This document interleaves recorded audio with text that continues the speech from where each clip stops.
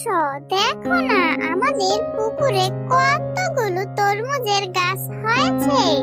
কালকে যেই পচা তরমুজটি আমি পুকুরে ফেলেছিলাম, মনে হয় সেই তরমুজ থেকে গুলো তরমুজের গাছ আছে।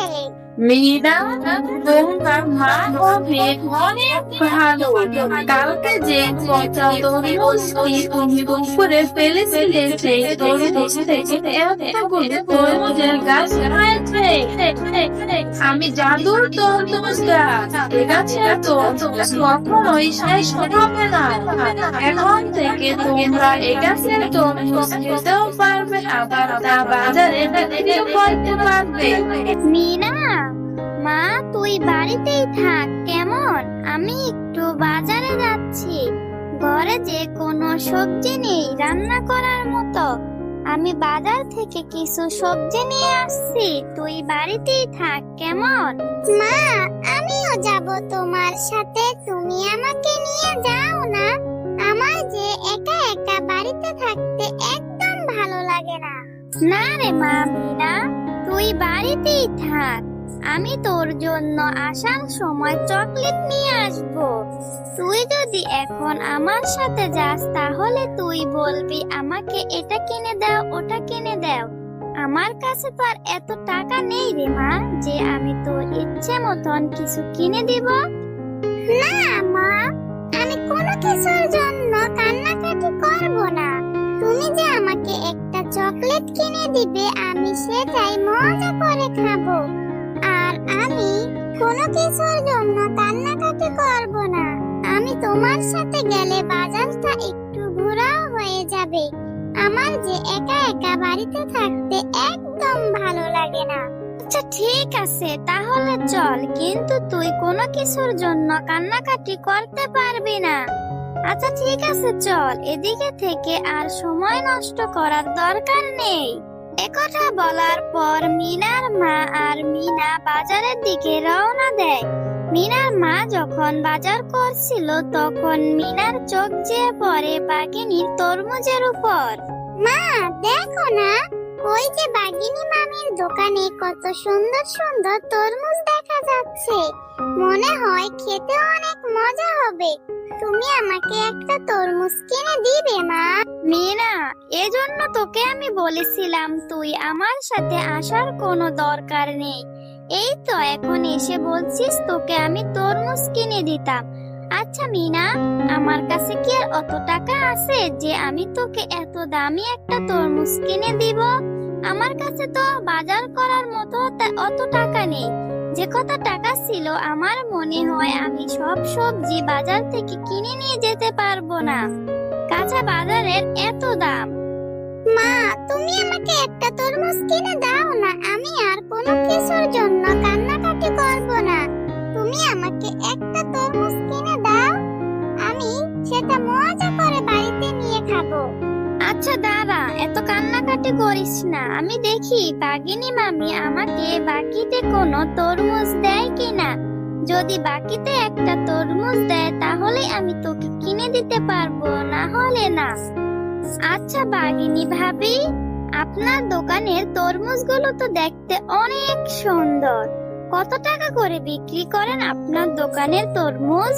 হ্যাঁ রে শেফালি, আমার দোকানের এক একটা তরমুজ আমি 200 টাকা করে বিক্রি করি। তুই কি একটা নিবি? তাহলে তুই আমাকে 200 টাকা দে, তাহলে আমি তোকে একটা তরমুজ দিচ্ছি। বাঘিনী ভাবি, মানে আমি তো একটা তরমুজ নিব, কিন্তু আমার কাছে কোনো টাকা নেই। তুমি কি আমাকে একটা তরমুজ বাকিতে দিবে? আমি তোমাকে 2-1 দিনের ভিতরে তোমার টাকা এসে দিয়ে যাব। আরে শেফালি, তরমুজ কি কেউ বাকিতে বিক্রি করে? আর আমি তো কোনো তরমুজ বাকিতে বিক্রি করি না।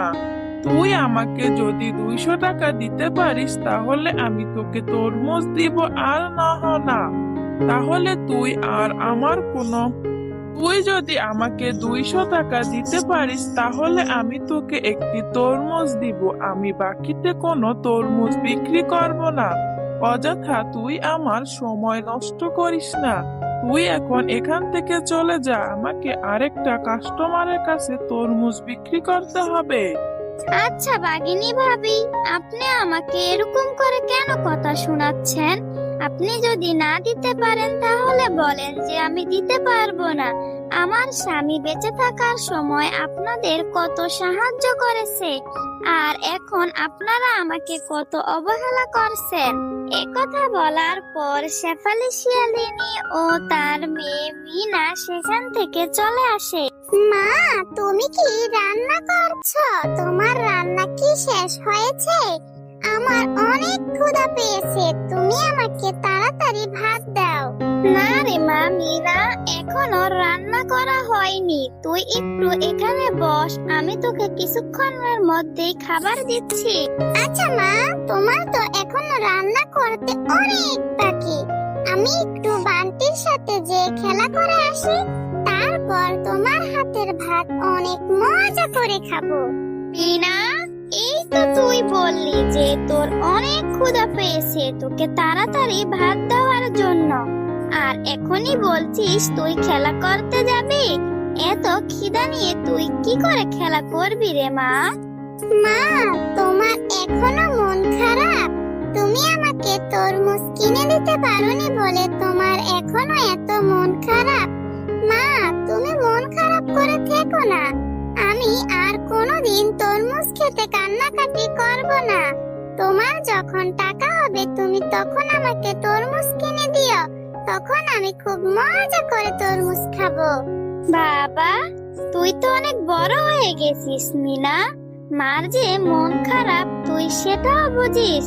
আচ্ছা ঠিক আছে, যা তাড়াতাড়ি খেলা করে বাড়িতে চলে আসিস।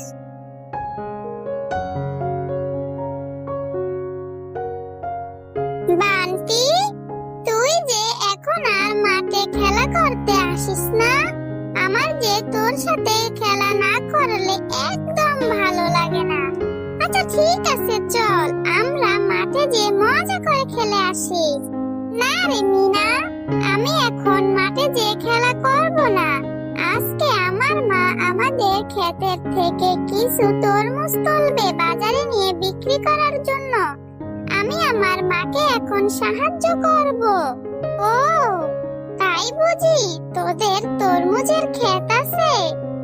ও, আজকে না আমি বাজারে গিয়েছিলাম, আমার মাকে বলেছিলাম একটা তরমুজ কিনে দেওয়ার জন্য, কিন্তু আমার মার কাছে কোনো টাকা না থাকার কারণে আমার মা আমাকে তরমুজ কিনে দিতে পারেনি। আচ্ছা বান্টি, আমি যদি তোর সাথে যাই তাহলে তোর মা আমাকে একটা তরমুজ দিবে? তোর মার হাতে হাতে আমি সব কাজ করে দিব। আচ্ছা মিনা, চল আমার মাকে বলবো তোকে একটা তরমুজ দেওয়ার জন্য। তারপর মিনা ও বান্টি তাদের তরমুজ খেতে চলে যায়। মা, দেখো না আমি আমার সাথে করে কাকে নিয়ে এসেছি।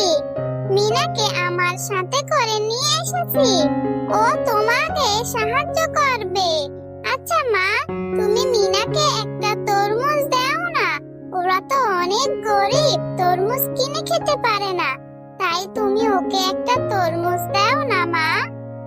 বান্টি, আমি কি তোকে বলেছি তোর সাথে কেউকে নিয়ে আস? আমি তো তোকে বলেছি একা আসার জন্য, আর আমার তরমুজ তোলা হয়ে গেছে, আমাকে কারো সাহায্য করতে হবে না। আর একটা তরমুজের কত টাকা দাম তুই জানিস? কোথা থেকে এই ছোট লোক ফকিন্নিকে ধরে নিয়ে এসেছিস এত দামি তরমুজ দেওয়ার জন্য? বাগিনী মামি, তুমি কেন আমাকে এরকম করে কথা শোনাচ্ছ? আমরা তো অনেক গরিব, আমাদের কাছে কি অত টাকা আছে এত দামি ফল খাওয়ার জন্য? আমার মা তো বলেছে আমাকে টাকা হলে তরমুজ কিনে দিবে, কিন্তু তোমাকে তো আল্লাহ অনেক তরমুজ দিয়েছে, ওখান থেকে একটা তরমুজ দিলে কি হয়? মিনা, তুই তো অনেক কথা শিখে গেছিস, এত বড় বড় কথা বলছিস। যা তো বলছি এখান থেকে চলে যা। আমার ছেলেটার সাথে থাকতে থাকতে আমার ছেলেটার মাথাও খেয়েছে, এখন এসেছে আমার মাথাটা খেতে। এখনই এখান থেকে চলে যা তুই। আচ্ছা মা, তুমি মিনাকে কেন কথা শোনাচ্ছ? মিনাকে একটা তরমুজ দিয়ে দাও না।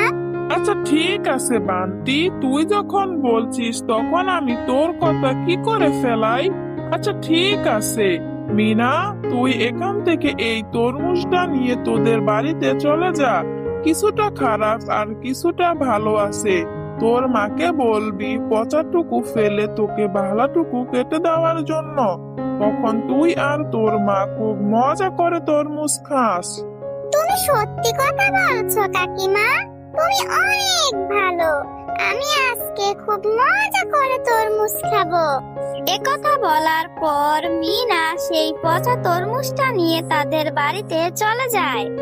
মা, এদিকে আসো, দেখে যাও, আমি একটা তরমুজ এনেছি। বান্টির সাথে যখন খেলা করতে গিয়েছিলাম তখন বান্টির মা আমাকে এই তরমুজটা দিয়েছে, বলেছে বাড়িতে এনে খুব মজা করে খাওয়ার জন্য। মিনা, সেই কখন থেকে আমি তোর জন্য ভাত বেড়ে অপেক্ষা করছি। তোর অনেক খিদা পেয়েছে, ভাত খাবি, আর তুই কোথায় গিয়েছিলি? এই বাঘিনী ভাবি তোকে এত পচা একটা তরমুজ দিল আর তুই সেটা বাড়িতে নিয়ে এসেছিস। তোকে তো আমি বলেছি আমার কাছে যখন টাকা হবে আমি তোকে তখন তরমুজ কিনে দিব। তুই এই আমার কথা কি একটুও শুনিস না? তুই এই তরমুজটা ফেলে দে বলছি। পচা তরমুজটা যদি তুই খাস তাহলে তোর পেট খারাপ হবে। ডাক্তার তোকে অনেক বড় একটা ইনজেকশন দিবে। তুই এই তরমুজটা ফেলে দে মিনা। আচ্ছা ঠিক আছে মা, তুমি যখন বলছো তাহলে আমি এই তরমুজটা ফেলে দিচ্ছি। একথা বলার পর মিনা সেই পচা তরমুজটা নিয়ে তাদের পুকুরে ফেলে দেয়। মা, এদিকে আসো, দেখে যাও, আমাদের পুকুরে কতগুলো তরমুজের গাছ হয়েছে। আমার মনে হয় কালকে যেই পচা তরমুজটি আমি পুকুরে ফেলেছিলাম সেই তরমুজ থেকে এতগুলো তরমুজের গাছ হয়েছে। ভালোই হলো মা, বলো, আজকে থেকে আমি প্রতিদিন মজা করে তরমুজ খেতে পারবো। মিনা, তোমরা ভাত খাবে অনেক ভালো। কালকে যে পচা তরমুজটি তুমি পুকুরে ফেলেছিলে সেই তরমুজ থেকে এতগুলো তরমুজের গাছ হয়েছে। আমি জানো তরমুজ গাছ, এ গাছের তরমুজ কখনো শেষ হবে না। এ গাছের তরমুজ তোমরা খেতেও পারবে, আবার তা বাজারে বিক্রি করতে পারবে। এখন থেকে তোমাদের আর কোনো কষ্ট থাকবে না। তুমি অনেক ভালো তরমুজ গাছ, তুমি আমাদেরকে এত বড় একটি সাহায্য করেছো। এখন থেকে আমরা তরমুজ খাবো, তা আবার বাজারে বিক্রিও করব।